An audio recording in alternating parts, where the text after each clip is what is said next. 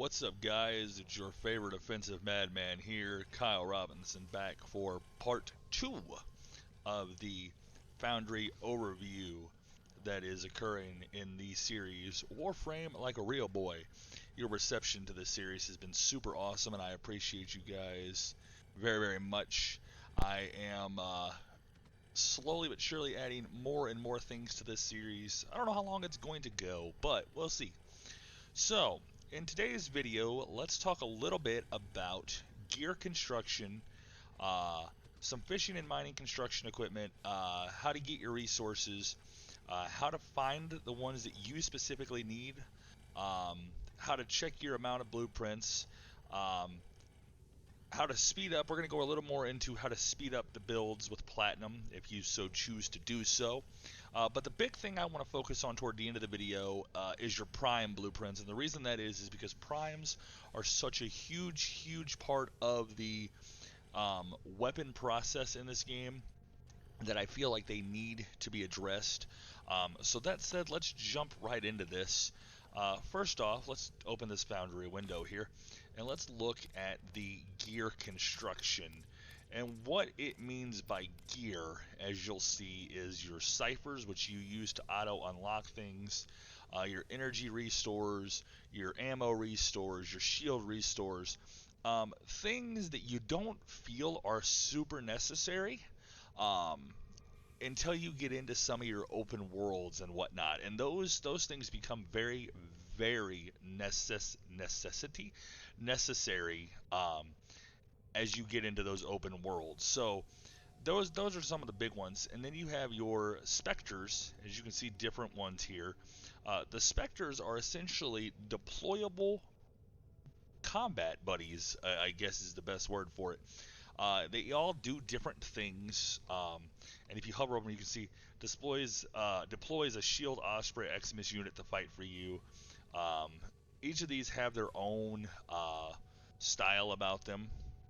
So the big one, the one that I am a big fan of, is this Force Spectre, and essentially you can build a loadout for it. Uh, Warframe and everything to fight for you. Those are very hard to come by as far as the blueprints go, and that's why they're so expensive to build. But they are super useful if you're going to be playing by yourself. Um, and then as you scroll on down through here, you've got your Arc-Wing launcher, which is useful only once.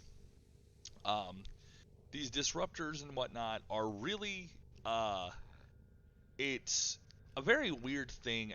I've never used one of these, so I don't really know the specific use of one of these, if I'm being completely honest. I've never had to use it in 500 hours of gameplay, so I'm leaning toward that maybe an out of date thing that just hasn't been removed yet.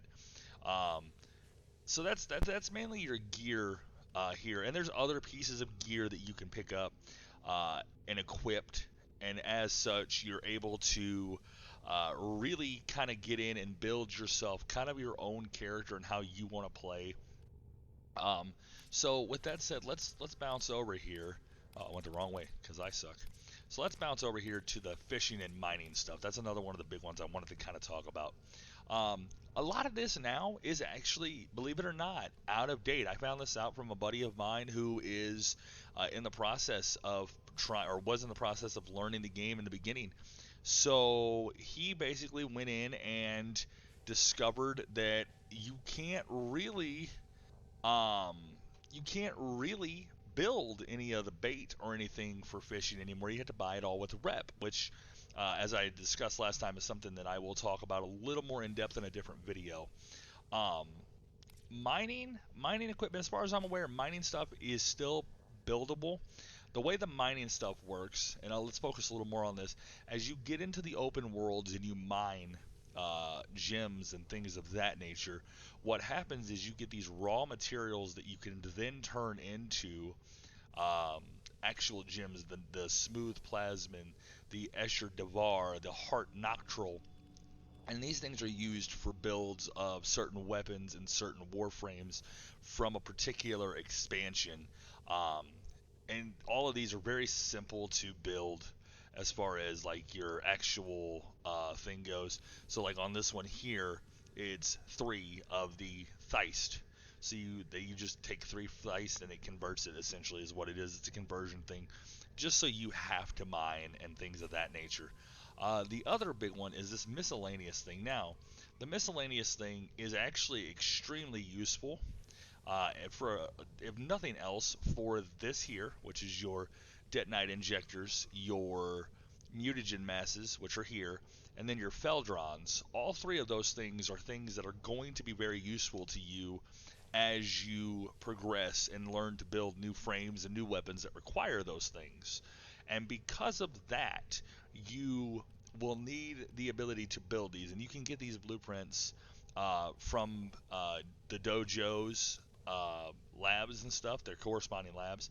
Again, that is something I'm going to go over and give its own video to, strictly because I know there's going to be a lot of questions with that, and I want to make sure that I have all of the answers that I can give to that particular thing. So that said, now that we kind of know our way around the Foundry, um, how do we gather the resources? And it's actually extremely simple. Um, you can gathering resources is very easy. It is literally any mission that you play, you will go pick up resources. And in fact, I will launch into a mission here on Earth. Maybe. There we go. On Earth. And I'm just going to go ahead and launch into a real basic, try to find one that's super simple. Here we go, capture. We'll launch into a capture mission, and I'll show you kind of some of the resource gathering systems and stuff. And it works this way everywhere. The thing that a lot of people forget about this game is that each planet tends to have its own specific resource.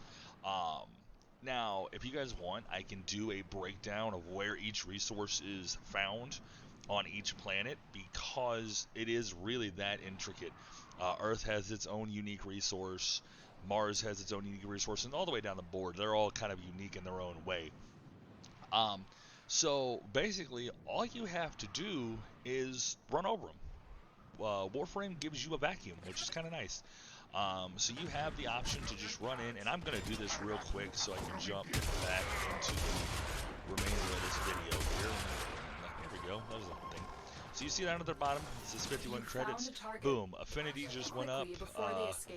Any resources you find will spring across the bottom there, and you just get it from killing them. It's really, I mean, it is really that simple. Each individual item and stuff will have its own, you know, some things will pick up different stuff. Like, there's your ammo. I don't think I picked up a lot of resources from this particular mission just because I loaded it in the middle. But that's literally all you have to do to gather the resources. Getting specific resources is a little more complicated. Not that it's hard, it's just finding out where a specific resource is, if it's loaded on the plains, or if it's loaded in Themios, or wherever it may be located. That's really the kind of the big deal with it, is trying to figure out specifically where it is. We're just going to kind of wait, and we'll talk through the rest of this video while we wait for that to load. The amount of blueprints you have, we discussed that a little bit in the last video, and basically the more blueprints you have for certain things, the better off you're going to be. As you get into needing warframes, really you only need 1 blueprint per pop, because blueprints don't go bad. That's the beauty of it. You can gather and farm blueprints for as long as you need, and they will never go away. So that's the beauty of that. So if you had seven of the blueprints for something, then you literally can build that specific thing 7 times. It is really that simple, and I'll show you that screen once we load back in here. Once we get to the end of this too, I'll show you the mission screen, so you'll see kind of what resources you did pick up. If I didn't manage to pick any up, I didn't see any at the bottom, but that doesn't mean I didn't. Excellent work. Huh, neat. I managed to complete some that missions. So down here is where it's going to actually show you really kind of what your resource capture is. You get your mods here, your credits. I picked that up, which I don't think is a resource, but hell, it might be. That might be a new one. But that's essentially what it looks like. You know, that there is what it looks like at the end of your screen. So with that said, it's taking it just a second to load. But once we get back, I want to kind of jump back into the Foundry window here, and I want to show you a few things about primes and the ability to speed things up. And I know we haven't really discussed primes, but that video is coming. Primes are another thing that I think needs its own specific video. So let me, and I thought about this in the recording of the last video. So if you go down here for weapons, for example, weapons? Yeah, weapons. That's what I'm looking for. I had the Rubico. That was the one that tripped my brain and made me think of it. So the Rubico, or the primes in general, are all very unique. And by unique, what I mean is you have to have parts to build those weapons and warframes. The weapons come, as you can see with this Rubico, for example, you have the barrel, the stock, the receiver, and you need an Orkan cell, which the Orkan cells are actually very simple to come by. And then for warframes, you're going to get the blueprints, and you have to build those blueprints in order to make the warframe, the prime warframe. So the warframe works very similar to a standard warframe. However, your weapons don't. Your weapons for primes are going to be in pieces, whereas your standard weapons are going to be in one piece. You buy and you go, and you build, and it's that simple. The last thing I want to do, and I'm going to go ahead and do it just because no, I'm not, because it's 50 platinum. Screw that. But you see down here, there's a rush button. You click X on this. Complete build now for 50 platinum. And in case I didn't mention, platinum is the premium currency in which you purchase with real world money. So you essentially have the option to buy platinum for real world money. And can use that for a number of things, and we'll break that down also in a currency video that I have planned for a little bit later. But for starters, you can use it to rush builds. Think of it similar to a mobile game where you can pay their premium currency to rush. The difference between Warframe and a phone game, in my opinion, is you don't need to do that. I have only ever rushed one thing while playing this game, and it was literally because I was impatient. So if you have the patience, I wouldn't worry about that. That said, I think that really kind of wraps up the way the Foundry is done. This was a two-part video. I think I've covered most of this. The other thing here is you'll see the secondary melee stuff. Those are all good. Those are all built the same way. They're built the same way as the primaries. Your arc wings, we'll cover those a little more in depth in an arc wing video for that reason. Sentinels work the same way as weapons. Those are your companions. A landing craft, same way as the weapons. Your appearances, which are literally just your skins that you can get, work the same way as weapons and gear. And then the keys, which we didn't spend a lot of time on, strictly because I don't think they're really as necessary as they used to be in the game. They've kind of went away from that. And the modular screen we're going to avoid, and there's a reason for that, just because I don't really want to get into that, because that would potentially create some spoiler-ish stuff. So that said, if you have any questions about the Foundry segments of Warframe or anything else, feel free to drop them in the comments. You can follow me on Twitter at Offensive Madman. I am on Facebook at The Offensive Madman. You can subscribe to this channel, like the video, give it a share. I would graciously appreciate it, because the more people that see it, the better. And if you have any questions, like I said, feel free to drop me a line, because I will gladly answer them in any chance I get in any video I do, even if they're out of order. I have no problem with that, so just drop them whenever you get the chance. Until next time, this is the Offensive Madman coming from you from the most insane padded room on earth, telling you thank you very much. Now close the door to this padded room and get the fuck out.